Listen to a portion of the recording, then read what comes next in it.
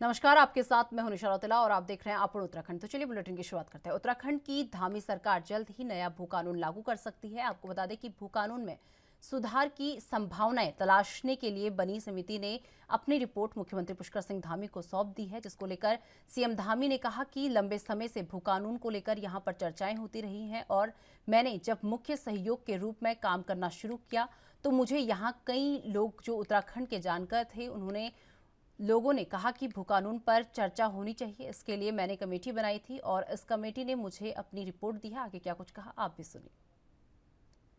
लंबे समय से भू कानून को लेकर समय समय पर यहाँ पर चर्चाएं परिचर्चाएं लगातार होती रही हैं और मैंने जब मुख्य सेवक के रूप में काम करना प्रारंभ किया तो मुझे बहुत सारे यहाँ के जो उत्तराखंड के जानकार थे, उत्तराखंड के लिए जिन्होंने लंबे समय से काम किया है, सभी लोगों ने कहा कि भू कानून पर चर्चा होनी चाहिए, भू कानून पर कुछ संशोधन होना चाहिए। तो उसके लिए हमने कमेटी बनाई थी और उस कमेटी ने कल मुझे अपनी रिपोर्ट दी है। उस रिपोर्ट में उन्होंने बहुत सारी अपनी सिफारिशें की हैं और हमारा भी मानना है कि उत्तराखंड के अंदर हम किसी को भी यहाँ पर आने के लिए मना नहीं कर रहे हैं, हम निवेशकों को भी नहीं रोक रहे हैं, लेकिन उत्तराखंड की जो ज़मीनें हैं उन ज़मीनों का भी दुरुपयोग नहीं होना चाहिए। पिछले दिनों काफ़ी सारे ऐसे मामले आए हैं जिसमें दुरुपयोग की शिकायतें आई हैं, इसलिए हमने तय किया है कि हम भू कानून की जो सिफारिशें आई हैं उनका हम अध्ययन करेंगे, सरकार उसका अध्ययन करेगी, उसके बाद हम उसको अपनी कैबिनेट में रखेंगे। चर्चा के बाद उत्तराखंड राज्य के हित में हम भू कानून में जो भी जरूरी संशोधन होगा उस संशोधन करेंगे। ये हमारा संकल्प है कि उत्तराखंड की ज़मीनों को हम लूटने नहीं देंगे, उत्तराखंड की ज़मीनों को हम बर्बाद नहीं होने देंगे। इसके साथ साथ हम निवेशकों को भी नहीं रोकने वाले हैं, दोनों प्रकार की व्यवस्था करने वाले हैं। एक तरफ जहां हम ज़मीनों की बंदरबाट को ख़त्म करेंगे, नीचे के लेवल पर जो बहुत सारी जो गड़बड़ियां हुई हैं उनको भी ठीक करेंगे और आगे के लिए एक अच्छा जो है जो भू कानून है वो अपने राज्य में लागू। बीजेपी महिला मोर्चा की नवनियुक्त प्रदेश अध्यक्ष आशा नौटियाल का किच्छा पहुंचने पर बीजेपी नेताओं ने जोरदार स्वागत किया। आपको बता दें कि प्रदेश अध्यक्ष बनने के बाद पहली बार किच्छा पहुंची महिला मोर्चा की प्रदेश अध्यक्ष आशा नौटियाल ने महिलाओं से एकजुट होकर पार्टी हित में कार्य करने का आह्वान किया।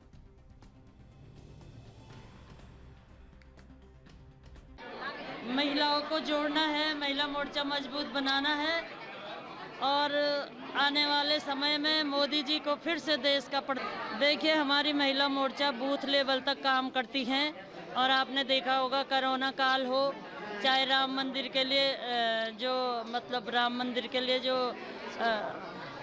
पैसा एकत्रित हो रहा था मंदिर निर्माण के लिए, हमेशा महिला मोर्चा सक्रियता के साथ काम करता है और इसी तरह से आगे भी मजबूती से काम करता रहेगा और हम आगे बढ़ते रहें।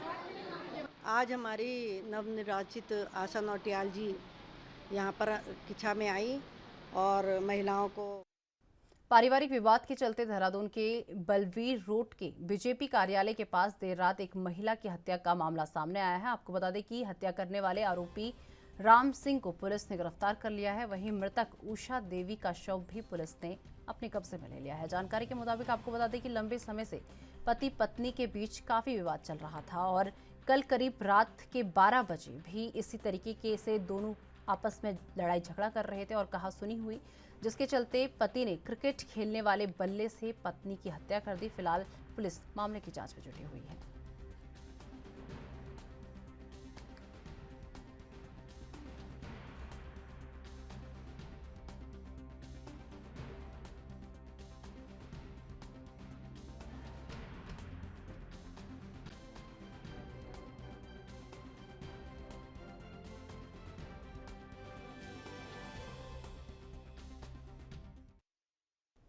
उत्तराखंड के गदरपुर के खंड विकास अधिकारी कार्यालय में आज तहसील दिवस का आयोजन किया गया। इसमें सभी विभागों के विभागाध्यक्ष के साथ सभी कर्मचारी अधिकारी भी मौजूद रहे। इस मौके पर जिलाधिकारी जुगल किशोर ने कहा कि विकासखंड अधिकारी कार्यालय में एक तहसील दिवस का आयोजन किया जाता है और जो कि हर माह के पहले मंगलवार को तहसील परिसर में होता था, लेकिन इस बार शासन के निर्देश के बाद बड़ा कार्यक्रम किया गया है जिसमें सभी विभागों के विभागाध्यक्ष और सभी सहयोगी कर्मचारी अधिकारी भी मौजूद रहे। उन्होंने बताया कि स्टॉलों के माध्यम से विभिन्न जानकारियां आगंतुकों को दी गई हैं और प्राप्त शिकायतों के निस्तारण के लिए भी अधिकारियों को दिशा निर्देश दिए गए हैं।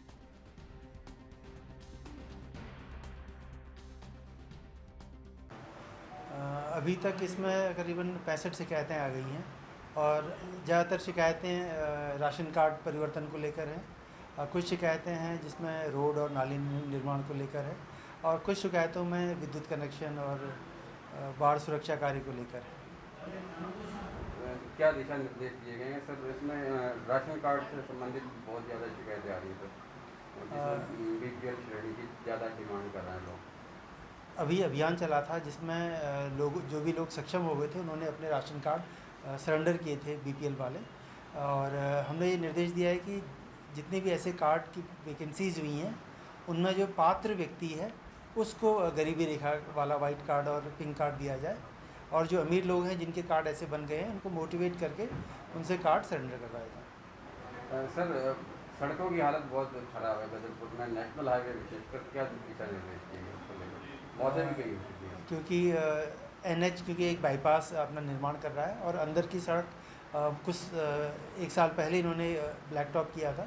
उसके बाद क्योंकि हैवी ट्रैफिक चलता है तो बहुत से स्थानों पे गड्ढे हुए हैं और अभी ये रिपेयरिंग भी करा रहे हैं, तो इनको निर्देश दिया है कि कम से कम 72 घंटे में जो गड्ढे हैं उनको भर के रोड को मोटरेबल बना लें ताकि कोई दुर्घटना। 3 दिवस में जितनी भी यहाँ पर समस्याएं हैं, चाहे नगर पालिका से संबंधित हो, चाहे कि ब्लॉक से संबंधित हो या किसी भी विभाग से संबंधित हो, यहाँ और आसपास के ग्रामीण क्षेत्रों की समस्याएं, उसमें डीएम साहब का हम लोग बहुत आभार व्यक्त करते हैं कि आज तहसील दिवस में डीएम साहब यहाँ पर पधारे और डीएम साहब ने एक एक जन समस्या को सुना। तो जिस तरीके से उन्होंने संज्ञान लेकर जन समस्याएँ सुनी हैं, उसी तरीके से उसके हल की हमें बहुत ज़्यादा उम्मीद है कि डीएम साहब संज्ञान में लेकर सारी समस्याएं यहाँ की सुलझाएंगे। सर, प्लास्टिक को लेकर विशेष अनुरोध डीएम साहब द्वारा भी किया गया, प्लास्टिक पन्नी को फॉलो करने। प्लास्टिक को लेके आपने देखा होगा नगर पालिका जिस शिद्दत से लगी पड़ी है यहाँ पर, उस तरीके से कई लोगों को यहाँ चालान वगैरह भी किए हैं और कहीं ना कहीं हमें लगता है कि 15-20 दिन में 1 महीने के अंदर अंदर प्लास्टिक में थोड़ी सी कमी आई है और जो थोड़ी बहुत कमी है उसको हम लोग बिल्कुल पूरा करेंगे और गदरपुर को प्लास्टिक। 31 अगस्त को नैनीताल उच्च न्यायालय के जनहित याचिका में आदेश दिया कि सरकार देहरादून में बेदखली का अभियान जो है चलाए, और जिसके बाद से ही राज्य में लगातार आवाज उठ रही है कि लोगों को बेघर किया जा रहा है। इसी कड़ी में आज प्रेस क्लब में एक प्रेस वार्ता कर 5 विपक्षी दलों के प्रतिनिधियों के साथ राज्य के प्रमुख जन संगठनों ने आवाज उठाई है, जिसमें राज्य सरकार की जनविरोधी कदमों की वजह से हजारों परिवारों को बेघर होने की संभावना बन गई है। आपको बता दें, विपक्षी दलों का आरोप है कि सरकार लोगों की बुनियादी हकों और खुद के वादों को कोर्ट के सामने ठीक से नहीं रख पाए, और इस प्रेस वार्ता में विपक्षी नेताओं और आंदोलनकारियों ने सैकड़ों हजारों परिवारों को बेघर होने की आशंका जताई है। मलिन बस्तियों पर हर सरकार, जितनी भी सरकारें आई हैं प्रदेश के अंदर, सबने सरकारी खजाना लुटाया है। यहाँ मलिन बस्तियों में सड़कें बनी हैं, यहाँ बिजली के खंभे लगे हैं, यहाँ पुस्ते बनाए गए, यहाँ नाले खाले बनाए गए, यहाँ बिजली का बिल आता है, पानी का बिल आता है, हाउस टैक्स ये लोग भरते हैं, और 400 करोड़ का प्रावधान हमारी सरकार इनके रखरखाव के लिए प्रदेश भर में करके गई थी। जब सरकारें आती हैं और सरकारी धन इन पर लुटाती हैं, तो फिर ऐसे में ये अनऑथराइज्ड अब रह कहाँ गई? अगर बिजली का बिल ये भर रहे हैं, हाउस टैक्स ये भर रहे हैं, तो ऐसे में इनको अनऑथराइज्ड कहकर इनकी बेदखली कर देना या इनके घरों पर बुलडोजर चला देना कहाँ की मानवीयता है, कहाँ की संवेदनशीलता है? हमारा सिर्फ एक और एक आपसे अनुरोध है कि इन मलिन बस्ती के लोगों के विस्थापन की यदि कोई हो गया है इंतज़ाम तब तो ठीक है, लेकिन अगर इंतज़ाम नहीं हुआ तो फिर सरकार अपने दावे से मुकर रही है, क्योंकि इंतज़ाम का वादा मोदी सरकार ने इनसे किया है। इनको बेदखल तभी किया जाए जब कहीं अन्यत्र इनके लिए स्थान आपने विस्थापन का ढूंढ लिया। हाँ, इसमें इसलिए आज का प्रेस वार्ता में विपक्षी दलों की ओर से भी और जन आंदोलनों की ओर से भी प्रतिनिधि रहे हैं, सामाजिक संगठनों की ओर से भी, और इसलिए इसको बुलाया गया है क्योंकि हम देख रहे हैं कि मार्च महीने से लगातार उत्तराखंड राज्य में लोगों को बेघर किया जा रहा है। अलग अलग बहाने बना करके अलग अलग कारणों से लोगों के घरों को तोड़ा जा रहा है, जबकि ये सरकार की वादा था कि ये 2022 तक सबको छत देंगे, उल्टा लोगों को छतों से उजाड़ा जा रहा है। और अभी इस चिंता से आज की प्रेस वार्ता को बुलाया गई थी कि 31 अगस्त को हाईकोर्ट का आदेश आया कि देहरादून के अंदर अतिक्रमण हटाने का अभियान चलाए, और इस अतिक्रमण हटाने के अभियान को बहाना बनाकर सरकार लोगों को बेघर ना करे, इस चिंता से हम आज बैठ गए। क्योंकि 2-3 बातें हैं। एक तो ये है कि हाई कोर्ट का आदेश में जितने भी कानून हैं, चाहे 2016 में पिछली सरकार की जो कानून आई थी नियमितीकरण का, या 2018 में जो अध्यादेश लाया गया था इस सरकार द्वारा कि लोगों को बेघर नहीं किया जाएगा, इन सारे कानूनों की कोई जिक्र ही नहीं है, जिसका मतलब है कि सरकार के वकीलों ने वहाँ पे पक्ष नहीं रखा। दूसरी बात यह है कि अगर सरकार ने लगातार आश्वासन दी कि बार बार कि छत दिया जाएगा, घर दिया जाएगा, नियमितीकरण किया जाएगा, किसी को बेघर नहीं किया जाएगा, ये प्रधानमंत्री जी का भी आश्वासन है, ये आश्वासनों के तक रुक गया है, इसके लिए कोई भी कदम नहीं उठाया गया। और जैसे मैंने कहा, उल्टा जब से चुनाव पूरा हुआ है तब से हम लगातार देख रहे हैं, और सिर्फ शहरों की बस्तियों में नहीं, ग्रामीण इलाकों में भी लोगों को बेघर किया। उत्तराखंड में बीते 10 दिन पूर्व उत्तम नगर गुरुद्वारा दर्शन को जा रही संगत के लोगों से भरी ट्रैक्टर ट्रॉली ने एक कंटेनर की भिड़ंत में आकर सितारगंज विधानसभा के ग्राम बसकर के करीब 7 लोगों की इलाज के दौरान मृत्यु हो गई थी, जिस पर सितारगंज विधायक और कैबिनेट मंत्री सौरभ बहुगुणा आज सितारगंज विधानसभा के ग्राम बसकर पहुंचकर मृतकों के परिवार के बीच जाकर अपनी संवेदनाएं प्रकट की और साथ ही शोक सभा में पहुंचकर शोक जताया। इसी के साथ ही पीड़ित परिवारों को मंत्री सौरभ बहुगुणा ने विश्वास दिलाया कि इस कठिन और दुख के समय में वो उनके साथ हैं।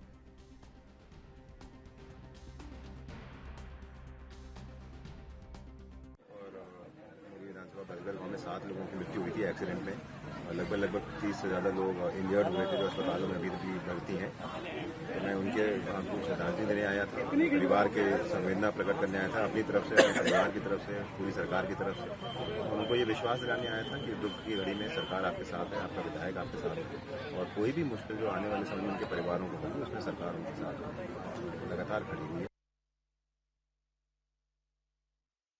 कुमाऊं मंडल के पर्वतीय क्षेत्रों में कानून व्यवस्था की जिम्मेदारी अब राजस्व पुलिस के बजाय सिविल पुलिस संभालेगी। आपको बता दें क्योंकि डीआईजी ने कुमाऊं मंडल के 6 जिलों में 2 थाने और 21 चौकियां खोलने का प्रस्ताव सरकार को भेजा है। डीआईजी का कहना है कि पिछले लंबे समय से कई मामलों में देखा गया कि राजस्व पुलिस द्वारा सिविल पुलिस को गंभीर मामले के स्थानांतरण में होने वाली देरी की वजह से खुलासे में देरी होती है। लिहाजा नैनीताल सहित कुमाऊं मंडल के अन्य जिलों में राजस्व क्षेत्र में थाने और चौकियों को खोलने का प्रस्ताव सरकार को भेजा गया, जिससे कि पर्वतीय इलाकों में भी कानून व्यवस्था और मजबूत बनाई जा सके। नए 2 थाने बनाने के प्रस्ताव शासन को प्रेषित किए गए हैं। जो 2 थाने खनसू और धारी है, ये दोनों भी जो है ये नैनीताल जिले में है। इसके अलावा 21 चौकियाँ जो है बननी है, जिसमें से 5 चौकियाँ नैनीताल में है और 12 चौकियाँ अल्मोड़ा जिले में है। 3 चौकियाँ पिथौरागढ़ में और एक चौकी चंपावत में। ऐसे 21 चौकियाँ जो है बनेगी। तो इसमें से काफ़ी सारी चौकियाँ जो है ये अभी वहाँ रेवेन्यू पुलिस क्षेत्र है, तो इसमें इसको रेगुलर पुलिस को देके वहाँ रेगुलर पुलिस चौकियाँ बनाने का प्रस्ताव जो है शासन को प्रेषित कर दिया गया है। तो जल्दी शासन इस पर निर्णय लेके हमारे यहाँ कुमाऊं मंडल में 2 थाने और 21 चौकियाँ इसमें स्थापित होने का प्रस्ताव है। जो है कई बार ऐसा देखा गया है कि जो है बहुत सारी चीज़ें जो है वो तेज़ हुई है, लेकिन जो है अभी भी रेवेन्यू पुलिस के पास बहुत सारे थोड़ा संसाधनों की कमी रहती है, लेकिन जो है वो क्राइम फास्ट हुआ है, कई सारे मर्डर्स या इंटरनेट बढ़ा है। तो पूर्व में अभी कुछ घटनाएं ऐसी हुई रेवेन्यू पुलिस में जो थोड़ा सा खुलासा करने में देर आई। रेगुलर पुलिस के पास मामला लेट पहुंचने से जो है वो थोड़ी दिक्कत हो जाती है। तो इसमें जो है निश्चित तौर पे ये रेवेन्यू पुलिस में अगर ये बनेगी तो इसमें शांति व्यवस्था, कानून व्यवस्था के लिए जो है आम जनता के हित में जो है ये। मसूरी कोतवाली में व्यापारियों और मसूरी कोतवाली दिग्पाल सिंह कोहली ने बैठक कर मसूरी शहर की समस्याओं पर सुझाव और शिकायतें सुनी और इस दौरान उसका तुरंत निस्तारण करने की बात कही। और साथ ही उन्होंने बताया कि मसूरी में चल रहे सूखे नशे के खिलाफ मसूरी पुलिस लगातार कार्रवाई कर रही है और उन्होंने व्यापारियों से भी अनुरोध किया कि वो भी ऐसे लोगों के खिलाफ पुलिस को सूचित करें जो यहाँ की युवा पीढ़ी को नशे की गर्त में धकेल रहे हैं। और इस दौरान व्यापारियों ने मसूरी कोतवाल को कई सुझाव दिए और साथ ही एक मार्गीय यातायात व्यवस्था बनाने के बारे में भी आग्रह किया। इस मौके पर मसूरी कोतवाल दिग्पाल सिंह कोहली ने बताया कि व्यापारियों द्वारा उन्हें कई सुझाव दिए गए हैं और साथ ही मसूरी शहर में नशे के कारोबार पर अंकुश लगाने के लिए पुलिस लगातार प्रयास कर रही है।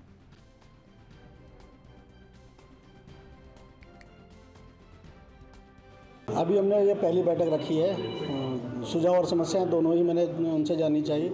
मुख्य समस्या तो ट्रैफिक की है और दूसरा जो वन वे है उसको फॉलो नहीं हो रहा है। कुछ जो डैमेज और अनयूज्ड व्हीकल्स हैं सड़क किनारे खड़े हैं, उनको अलग करना है। ये शिकायत जनता की है और हमारा जो मुख्य बात हुई है उनसे नशा उन्मूलन पे हुई है, जो आज ड्रग्स का बढ़ रहा है। दूसरा ट्रैफिक में हम जो सुधार कर सकते हैं वो हमने उन्हें बताया और अभी कुछ और सुझाव करने हैं, जिसमें मैंने टैक्सी यूनियन और ये 2 व्हीलर जो टैक्सी वाले हैं इनसे बात करनी, इनकी ऐसी समस्या हो रही है। तो आज इन लोगों से सुझाव लेने के बाद अब मैं अगली मीटिंग उनके साथ करूँगा, फिर आवश्यक कदम उठाए जाएंगे। ये आने वाले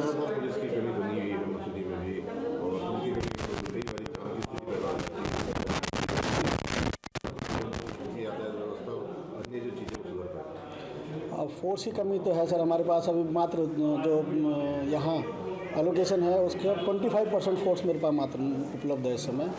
कुछ हम होमगार्ड और पीआरडी से काम चला रहे हैं और कुछ अभी हम एसपीओ भी नियुक्त करेंगे। जनता का साथ रहेगा अभी आने वाले टाइम में, क्योंकि अक्टूबर से यहाँ भीड़ शुरू हो जाती है। शादी का सीज़न है, त्यौहार का सीज़न है, उसमें छुट्टियाँ रहेंगी, तो हर छुट्टी में यहाँ भीड़ इकट्ठी। देखिए, आज मुख्य तौर पर कोतवाली में जो बैठक हुई उसमें मसूरी में ट्रैफिक व्यवस्था को लेकर, अतिक्रमण को लेकर और जो जिस प्रकार से आजकल ड्रग माफिया मसूरी पे हावी हो रहे हैं, इस सब के अलावा शहर में आ रहे बाहरी व्यापारियों की और फेरी वालों पे चर्चा हुई।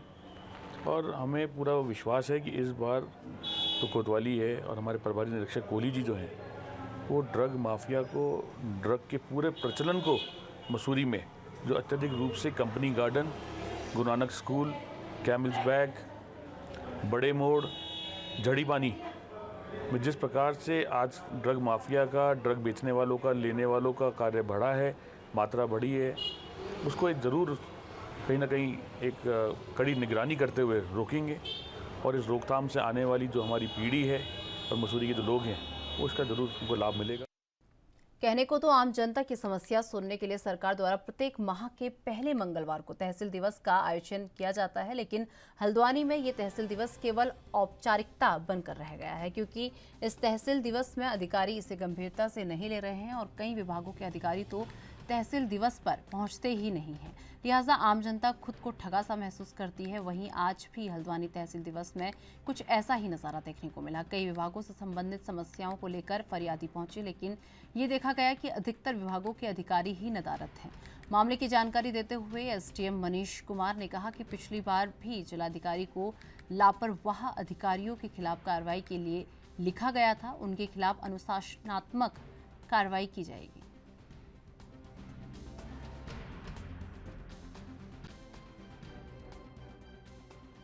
शहर में जो समस्या होती है उसके लिए सरकार ने एक वो निकाला है तहसील दिवस। उस तहसील दिवस का उद्देश्य ये है कि सारे विभाग के अधिकारी आएँ। कम से कम ये बैठते हैं 20 से 25 विभाग, पानी, बिजली, सड़क, और जो लोगों की समस्या है वो एक छत के नीचे बैठ के सुनी जाए। और उसके जो मेन मुखिया प्रभारी हैं वो एसडीएम है और तहसीलदार हैं। लेकिन ये क्या करते हैं, तहसील दिवस को जो है इन्होंने बिल्कुल ख़त्म कर दिया। जितने उच्च अधिकारी हैं वो आते नहीं हैं, विभाग के अधिकारी आते नहीं हैं।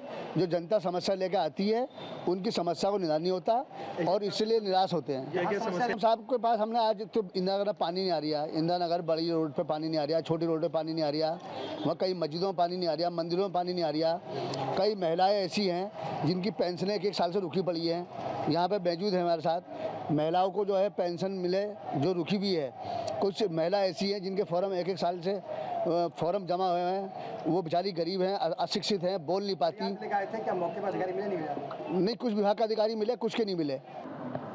देखिए, आज महीने के प्रथम मंगलवार को तहसील दिवस का आयोजन किया गया है और इसमें अभी तक लगभग 25 से 30 शिकायतें प्राप्त हो गई हैं। ज़्यादातर जो शिकायतें हैं वो पेंशन से संबंधित हैं, पानी से संबंधित हैं, कुछ बिजली से संबंधित हैं। और इसमें ये बात सही है कि कुछ अधिकारी अभी इस तहसील दिवस में उपस्थित नहीं हुए हैं।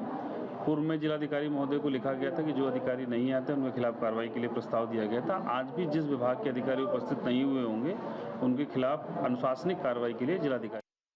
उत्तराखंड के ऋषिकेश में नशे के सौदागरों को गिरफ्तार कर सलाखों के पीछे पहुंचाने के लिए पुलिस लगातार अभियान चला रही है और इस अभियान के तहत आपको बता दें कि श्यामपुर नटराज बाईपास मार्ग स्थित मनसा देवी रेलवे फाटक के पास चेकिंग के दौरान 2 मोटरसाइकिल पर सवार 3 युवकों को रोकने पर युवक बाइक सड़क पर छोड़ जंगल की ओर भागने लगे। वहीं शक होने पर पुलिस ने युवकों को कुछ दूरी पर पीछा कर उन्हें रोक लिया और इस दौरान बाइक पर मौजूद प्लास्टिक के बैग में पुलिस ने 193 लीटर कच्ची शराब बरामद हुई है।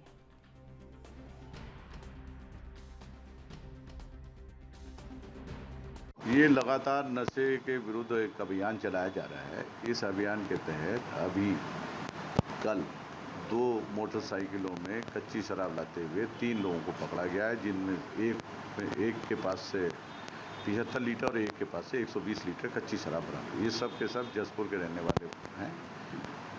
अब इनसे पूछताछ की जा रही है। विवेक मुकदमा पंजीकृत हो गया है। अभियुक्तों को जेल भेजा जा रहा है। जो भी कानूनी कार्यवाही जो चीज़ें सामने प्रकाश में आएंगी उसके अनुरूप कार्यवाही कर। रुड़की के सिविल अस्पताल से रिश्वत मांगने का मामला सामने आया है। आपको बता दें, जहां इलाज कराने गए घायल का अच्छा मेडिकल बनाने के नाम पर अवैध वसूली को लेकर घायल के चाचा ने एक डॉक्टर के खिलाफ रिश्वत मांगने की शिकायत की है। आपको बता दें कि रुड़की की सिविल लाइन कोतवाली क्षेत्र के बंदा रोड पर शुक्रवार की शाम 2 युवकों में किसी बात को लेकर झगड़ा हो गया था, जिसमें दोनों युवक घायल हो गए थे। जिसके बाद अनस नाम का एक युवक अपने परिजनों के साथ मेडिकल बनवाने के लिए सिविल अस्पताल पहुंचा था। युवक के चाचा ने आरोप लगाया था कि इमरजेंसी में तैनात डॉक्टर ने उससे मेडिकल के नाम पर रिश्वत मांगी है और पीड़ित व्यक्ति ने डॉक्टर की अस्पताल के CMS से शिकायत की है। हाँ। बोला हाँ इसका अच्छा करा दे या ऐसे चालू। मुझे अच्छा कराना चाहिए तो पैसा लगेगा 15,000 रुपये लगेगा इसका। कितने? 15,000 रुपये बोला। अच्छा, क्या नाम था डॉक्टर का? डॉक्टर का नाम तो मालूम नहीं क्या नाम था। गोपाल नाम था, गोपाल। अच्छा, तो कितने 15,000 रुपये किस चीज़ के मांगे? 15,000 मांगा। कहना डॉक्टर अच्छी हो जाएगी आपको, हमको खर्चा पानी दीजिए, 15,000 रुपये चाहिए। 15,000 तो बोलो, नहीं तो अपना बाहर ले जाइए इसको, मरीज को अपना उठा के निकाल दिया आपको बाहर? निकाल दिया हमको बाहर। फिर बोला अच्छा एक रूम में आइए, एक साइड में आइए। हम एक रूम में चले गए साइड में, तो बोला हाँ कुछ इंतजाम हुआ पैसों का। मैं इंतजाम नहीं हुआ। अल्लाह फिर बाहर निकलिए, अपने मरीज को ले गए। जो रसीद है 280 रुपये की, वो रसीद कटाइए, अपना मरीज को। उधम सिंह नगर की किच्छा में पुलिस को बड़ी कामयाबी हाथ लगी है। आपको बता दें कि पुलिस ने अवैध तमंचे के साथ 2 शूटरों को गिरफ्तार किया है और साथ ही पुलिस ने दोनों आरोपियों के पास से 315 बोर के साथ 2 अवैध तमंचा और 4 जिंदा कारतूस बरामद किए हैं। आपको बता दें कि पकड़े गए दोनों आरोपियों के खिलाफ यूपी के बिलासपुर थाने में हत्या सहित कई मामले दर्ज किए हैं और किच्छा पुलिस ने दोनों आरोपियों के खिलाफ मुकदमा दर्ज करते हुए तलाश शुरू कर दी है।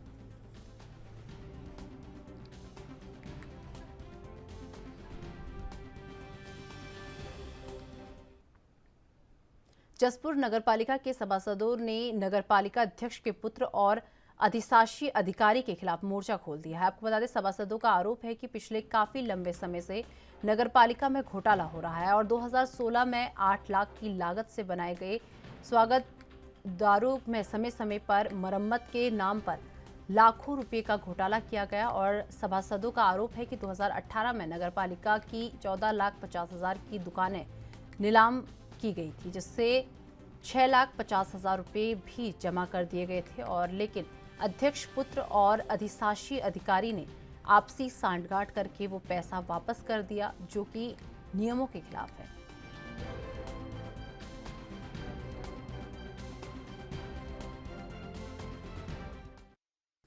उधम सिंह नगर में गैस लीक मामले में एक ऐसा मामला सामने आया है जिसमें सभी को आश्चर्य कर दिया और आपको बता दें, जानकारी के मुताबिक पिछले दिनों हुए गैस लीक मामले में हुई चूहे की मौत का पोस्टमार्टम कराया गया था, जिससे पूरे मामले के खुलासे की उम्मीद की जा रही है। आपको बता दें कि 30 अगस्त को रुद्रपुर के ट्रांजिट कैंप क्षेत्र में एक कबाड़ के गोदाम में जहरीली गैस रिसाव होने के बाद प्रशासन समेत 38 लोगों की हालत बिगड़ गई थी, जिसके बाद मौके पर रेस्क्यू के लिए पहुंचे SDM Kichha Kaustav Mishra, CM city Ashish Bhardwaj, CFO Vansh Bahadur Yadav gas रिसाव की चपेट में आ गए थे, जिन्हें आनंद फानन में रुद्रपुर के जिला चिकित्सालय में भर्ती करवाया गया था। उसी दौरान इस जहरीली गैस की चपेट में एक चूहा आया था, जिसकी मौत हो गई थी, जिसका पुलिस ने पोस्टमार्टम करवाया है। ये गैस लीक करने की दुर्घटना हमारे यहाँ हुई थी, जिसमें हमने अभियोग भी पंजीकृत हुआ है और इसमें अभियोग पंजीकृत करने के बाद जब हमने इसकी इन्वेस्टिगेशन स्टार्ट की तो उसमें कुछ मृत चूहे हमें मिले थे गैस सिलेंडर के पास, जिनमें से एक चूहे को हमने पशु चिकित्सक की जो टीम थी पशु चिकित्सकों की, उनके सहायता से हमने इसको सील करके एग्जामिनेशन के लिए बरेली भेजा है। उसमें उद्देश्य हमारा ये है कि जो भी हरिद्वार के सिटकुल थाना क्षेत्र में 5,000 के लेन देन में हत्या का मामला सामने आया है। आपको बता दें कि 13 जून को सुनील नाम के युवक ने अपने ही दोस्त अंकित की चाकू से गोदकर हत्या कर दी थी। पुलिस ने आरोपी अंकित को गिरफ्तार कर जेल भेज दिया है और सिटकुल थाने में हत्याकांड का खुलासा करते हुए सीओ सदर बहादुर सिंह चौहान ने बताया कि यूपी के अमरोहा निवासी अंकित और लखीमपुर खीरी निवासी सुनील मिश्रा हरिद्वार के सिटकुल स्थित एक कंपनी में साथ काम करते थे और सुनील ने अंकित को 5,000 रुपये उधार दिए थे।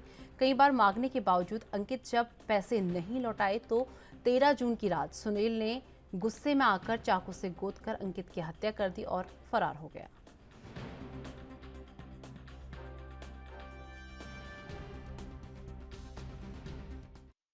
तो चलिए मेरे साथ अपन उत्तराखंड में बस इतना ही। देश दुनिया की तमाम बड़ी खबरों के लिए देखते रहिए ANB न्यूज़। नमस्कार।